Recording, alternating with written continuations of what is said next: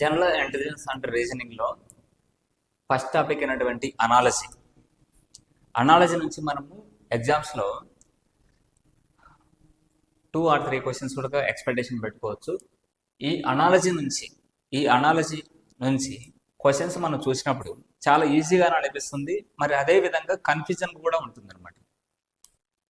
మరి వీటికి 100% వీటి ద్వారా మనం సొల్యూషన్స్ సాల్వ్ చేయాలంటే కంపల్సరీ ఈ అనాలజీ అనే టాపిక్ నుంచి కంపల్సరీ మనం రైట్ ఆన్సర్ చేయాలంటే ముందుగా దీని గురించి అవగాహన అంటే కాన్సెప్ట్ అనేది తెలిసి ఉండాల్సి ఉంటుంది.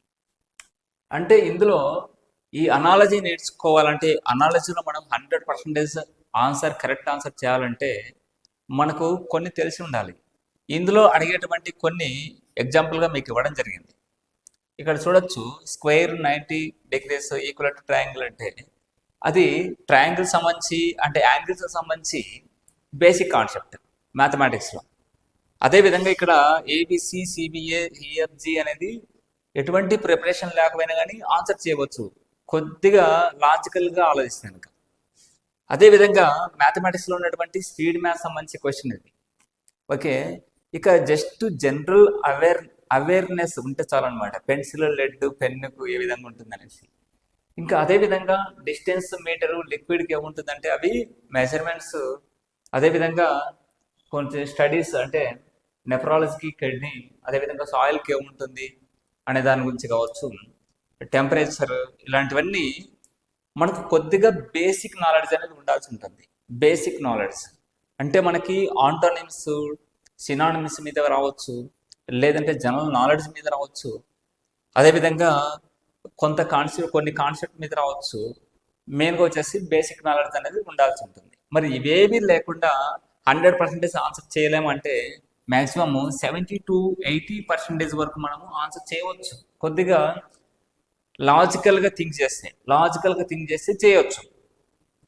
మరి ఇవి ఎలా సాల్వ్ చేయాల్సి ఉంటుంది, వీటి గురించి మనం తెలుసుకుందాం. ముఖ్యంగా వచ్చేసి అనాలజీ అంటే ఏంటి ఫస్ట్. ముఖ్యంగా అనాలజీ అంటే సిమిలారిటీ అని చెప్పుకోవచ్చు. అంటే ఒక వర్డ్ కానీ ఒక లెటర్ కానీ ఒక నెంబర్ కానీ ఇచ్చినప్పుడు దానికి సిమిలర్గా ఏదైతే ఇక్కడ ఇచ్చాడో అదే విధంగా ఇచ్చినటువంటి దానికి కూడా ఆ వర్డ్ కానీ ఆ లెటర్ కానీ ఆ నెంబర్ కానీ ఆ సిమిలారిటీ ఆన్సర్ అనేది మనం చూజ్ చేసుకోవాల్సి ఉంటుంది. మరి ఎలా చేసుకోవచ్చు అనేది కొన్ని ఎగ్జాంపుల్స్ ద్వారా మనము ప్రాక్టీస్ చేస్తేనే, కొంత సఫిషియెంట్ ప్రాక్టీస్ ఉంటేనే వీటి ద్వారా 100% స్కోర్ చేయవచ్చు అనమాట. మరి వీటి కోసం మన కోర్సులో పూర్తిగా 100% సాల్వ్ అయ్యే విధంగా మీకు అందించడం జరిగింది. ఎగ్జాంపుల్లోకి వెళ్తాం. మొదటగా చూసినట్టయితే నెఫ్రాలజీకి రిలేటెడ్ టు కిడ్నీ అని ఇచ్చాడు.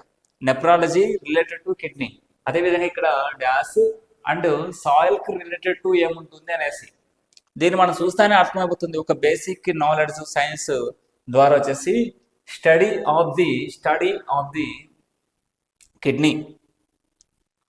కిడ్నీని స్టడీ చేసేదాన్ని ఏమంటారంటే మనము నెఫ్రాలజీ అని పిలుస్తారు. అదేవిధంగా సాయిల్ను స్టడీ చేసేదాన్ని ఏమంటాము, మనం తెలుసుకొని ఉండాల్సి ఉంటుంది పెడాలజీ. మరి వీటి గురించి స్టడీ ఆఫ్ ది కొన్ని స్టడీస్ గురించి తెలుసుకోవాలంటే ఒక టేబుల్ ఆఫ్ కంటెంట్ అని ఉంటుంది, అది మాత్రం మీరు చూసుకున్నా సరిపోతుంది. లేదంటే ఇలాంటి కొన్ని ప్రాక్టీస్ చేయడం ద్వారా కూడా మనం ఈజీగా ఆన్సర్ చేయగలుగుతాం. కంపల్సరీ మోస్ట్ ఇంపార్టెంట్ స్టడీస్ అనమాట. మోస్ట్ ఇంపార్టెంట్ కంపల్సరీ ఏదో ఒక కాంపిటేటివ్ ఎగ్జామ్స్లో కంపల్సరీ స్టడీస్ గురించి అడగడం జరుగుతుంది. మరి సెకండ్ క్వశ్చన్ చూసినామంటే టైం అండ్ క్లాక్. టైంకి సంబంధించి క్లాక్ అని ఇచ్చాడు, మరి డేట్కి సంబంధించి ఏంది. ఇక్కడ ఆప్షన్స్ కూడా ఇస్తాడు. ఏబిసిడి ఆప్షన్స్ ఇచ్చినప్పుడు దాదాపు కన్ఫ్యూజ్డ్గా ఉంటాయి అన్నీ.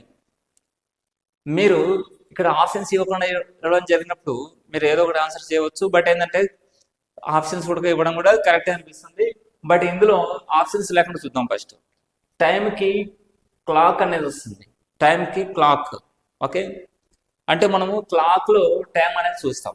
ఓకేనా, మరి డేట్ ఇచ్చాడు. ఇక్కడ డేట్ అనేది దేంతో చూస్తామంటే క్యాలెండర్. సింపుల్గా మనము జస్ట్ మినిమం నాలెడ్జ్ ఉంటే చాలన్నమాట, జనరల్ నాలెడ్జ్ కూడా అవసరం లేదు.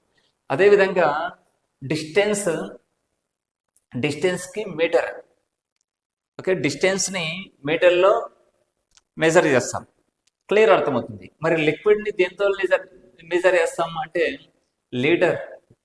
లిక్విడ్ని మనము లీటర్తో చేస్తాం, మాస్ని లేదా వెయిట్ని గ్రామ్స్ ఆర్ కేజీస్తో మెజర్ చేస్తామని తెలుసు అనమాట. ఆ విధంగా తీసుకోవాల్సి ఉంటుంది. మరి ఇది ఆంటోనిమ్ సంబంధించి ఫోర్త్ వన్ చూసినట్టయితే క్రియేట్ అంటే డిస్ట్రాయ్ అంట. అంటే క్రియేట్ చేయడము దానికి ఆపోజిట్ వర్డ్ అయినటువంటి డిస్ట్రాయ్ అని అర్థం. దానికి ఆపోజిట్ వర్డ్ డిస్ట్రాయ్. మరి సినానిమ్స్ ఇస్తాడు, ఆంటోనిమ్స్ ఇస్తాడు. ఓకే, కాబట్టి ఇది ఆంటోనిమ్ క్వశ్చన్. క్రియేట్, డిస్ట్రాయ్ దానికి ఆపోజిట్ వర్డ్. మరి ఇక్కడ లవ్ అనే దానికి ఏమొస్తుంది ఆపోజిట్ వర్డ్ అంటే హేట్ అని వస్తుంది. ఓకే, అదేవిధంగా నెక్స్ట్ ఫిఫ్త్ వన్ సంబంధించి స్పీడోమీటర్కి స్పీడ్ను మెజర్ చేసేది స్పీడోమీటర్. మరి అదేవిధంగా ఇక్కడ బారోమీటర్కి ఏమొస్తుందంటే మనకి ప్రెషర్. ఇవి సైన్స్లో ఉన్నటువంటి బేసిక్ క్వశ్చన్. అదేవిధంగా టెంపరేచర్కి డిగ్రీ.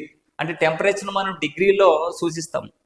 టెంపరేచర్ మనం degree Celsius, 15 degree Celsius, 12 degree Celsius అదే విధంగా సూచిస్తాం అనమాట.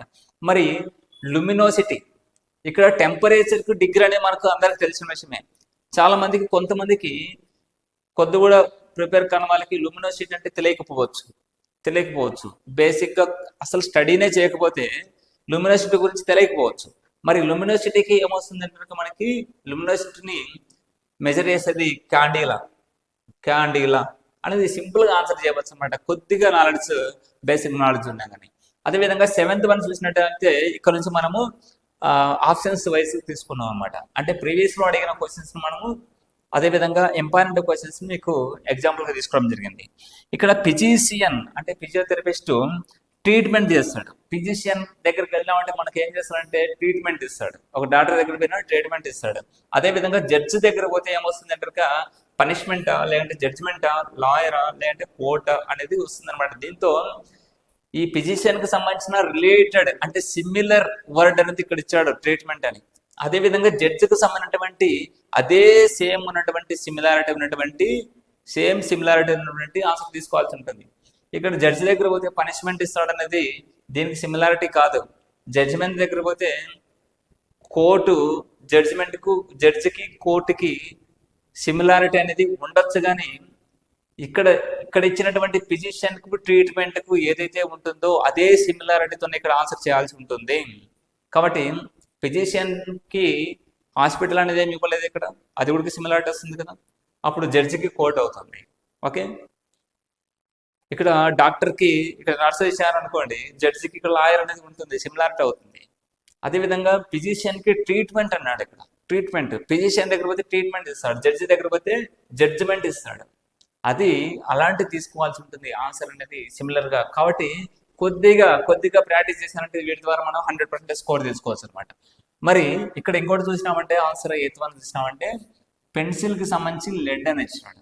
మనకు పెన్సిల్కి లెడ్కి సంబంధించిన రిలేషన్ చూడాలి.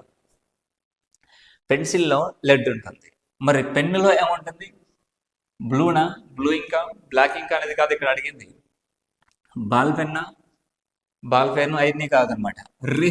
పెన్నులో రీఫిల్ ఉండేది కూడా దానికి సిమిలారిటీ కాదు, దానికి సంబంధించింది కాదు. కాబట్టి ఇంక్ అనేది అవుతుంది. కాబట్టి పెన్సిల్కి లెడ్ అనేది ఏ విధంగా అవుతుందో అదే సిమిలారిటీతో అడిగినటువంటి పెన్నుకి మనకు ఇంక్ అనేది వస్తుంది అనమాట. నెక్స్ట్ 9th వచ్చినట్టయితే కనుక మనము మ్యాథమెటిక్స్ స్పీడ్ మ్యాథ్స్ సంబంధించినది. అంటే సింపుల్గానే అడుగుతాడు, ఎక్కువ ఏముండదు. ఇక్కడ కొద్దిగా ఎక్కువ అడిగినా కానీ ఇప్పుడు సపోజ్ 4కి 16 అన్నాడు. 4కి 16 రిలేషన్ అంటే అవుతుంది, డిఫరెన్స్ అవుతుందా, ప్లస్ చేయాలా అనేది అనుకోవద్దండి. ఎక్కువగా మీరు అబ్జర్వ్ చేయాల్సింది ఏంటంటే స్క్వేర్సా, క్యూబ్సా ఇలాంటివి చూసుకోండి. స్క్వేర్ -1, స్క్వేర్ +1, ఓకే, ఇలాంటివి మీరు మైండ్లో రావాల్సి ఉంటుంది అనమాట. ఇప్పుడు 4కి 4 స్క్వేర్ ఎంత అవుతుంది? 16 అవుతుంది. 12కి 12 స్క్వేర్ ఎంత అవుతుంది? 144 అవుతుంది. 144 అవుతుంది. ఆ విధంగా మీరు స్క్వేర్స్ కూడా మీరు నేర్చుకొని పెట్టుకోవాల్సి ఉంది, ఎందుకంటే అప్పుడు పోయిన తర్వాత మీరు ఆ విధంగా క్యాలిక్యులేట్ చేయకోకుండా. ఇక నెక్స్ట్ అదేవిధంగా 10th క్వశ్చన్ చూసినట్టయితే మీకు యాంగిల్స్, మ్యాథమెటిక్స్లోని ప్యూర్ మ్యాథ్స్లోని యాంగిల్స్ చాప్టర్లో ఉన్నటువంటి కాన్సెప్ట్ అనమాట ఇది. ఓకే, ఇక్కడ మీకు స్క్వేర్కి సంబంధించి 90 degrees ఇచ్చాడు. బాగా అబ్జర్వ్ చేయాలి. ఈక్వల్ ట్రయాంగిల్కి ఎంత వస్తుంది అని అడిగాడు, ఈచ్ యాంగిల్. ఇప్పుడు స్క్వేర్కి 90 degrees ఎందుకు వస్తుంది? స్క్వేర్ అనేది తీసుకోండి, ఈ విధంగా ఉంటుంది స్క్వేర్. ఇందులో 90 డిగ్రీస్ ఎక్కడ ఉంటుంది? ఈచ్ యాంగిల్ 90 డిగ్రీస్ ఉంటుంది. ఒక స్క్వేర్లో ఈచ్ యాంగిల్ 90 డిగ్రీస్ ఉంటుంది. కాబట్టి స్క్వేర్కి సంబంధించి సిమిలారిటీ ఈచ్ యాంగిల్, స్క్వేర్లో ఈచ్ యాంగిల్. అదేవిధంగా ఈక్విలేటర్ ట్రయాంగిల్ తీసుకోండి. ఈక్విలేటర్ ట్రయాంగిల్ కనుక ఈచ్ యాంగిల్ వచ్చేసి ఎంత ఉంటుంది అంటే మనము టోటల్ కలిసి 180 డిగ్రీలు ఉండాలి. కాబట్టి అన్ని యాంగిల్స్ ఈక్వల్గా ఉండాలి. కాబట్టి 60 డిగ్రీస్ 60 అండ్ 60 టోటల్ 180 డిగ్రీస్ ఉండాలి. కాబట్టి 60 డిగ్రీస్ అనేది ఈచ్ యాంగిల్ అనేది కరెక్ట్ అవుతుంది అనమాట. కాబట్టి కాన్సెప్ట్ అనేది తెలిసి ఉండాల్సి ఉంటుంది, బేసిక్ నాలెడ్జ్ ఉండాలి. ఇక్కడ ఇలాంటివి అయితే కనుక మనం ఆన్సర్ చేయవచ్చు ఈజీగానే, ఎటువంటి నాలెడ్జ్ లేకుండా. ఏబిసి సిబిఏ అంటే ఏబిసిని సిబిఏగా అంటే రివర్స్ రాసినాడు అంతే. దీన్నే సేమ్ సిమిలర్గా ఈఎఫ్జిని సేమ్ సిమిలర్గా రివర్స్లో రాయాలి, ఈఎఫ్జి జిఎఫ్ఈ. కాబట్టి ఈ విధంగా ఆన్సర్ చేసుకోవచ్చు. కొన్ని ఈజీగా ఉంటాయి, కన్ఫ్యూజన్ లేకుండా. కానీ general knowledge based, basic knowledge లేదంటే లాజికల్గా థింక్ చేయాల్సి వచ్చినప్పుడు కొంత ప్రాక్టీస్ అనేది అవసరం. వీటిని మంచి స్కోర్ సాధించడం కోసం ఇక్కడ మీకు ప్రతి ఒక్కటి ఎక్స్ప్లెయిన్ చేయడం జరిగింది అనమాట. ఓకే, కాబట్టి నెక్స్ట్ క్లాస్లో డిస్కస్ చేద్దాం. Banking, SSC, DSC, group 1, group 2 మరియు సచివాలయం జాబ్స్ కి అతి తక్కువ ఫీజుతో అనుభవజ్ఞులైన అధ్యాపకులచే అత్యుత్తమ శిక్షణ ఇస్తున్న ఏకైక విద్యా సంస్థ పీవీఆర్ ఇన్స్టిట్యూట్. కోచింగ్ కు రాలేని వారికి సైతం ఆన్లైన్ కోచింగ్ ఇస్తూ చాలా మంది ఆస్పిరెంట్స్ ను ప్రభుత్వ ఉద్యోగులుగా తీర్చిదిద్దిన సంస్థ పీవీఆర్ ఇన్స్టిట్యూట్. నాగ దస్తగిరి రెడ్డి హాస్పిటల్ ఎదురుగా, హోమస్పేట, ప్రొద్దుటూరు, కడప జిల్లా. అడ్మిషన్ల కొరకు సంప్రదించండి. Director PV Ramana. Contact number 9888266623.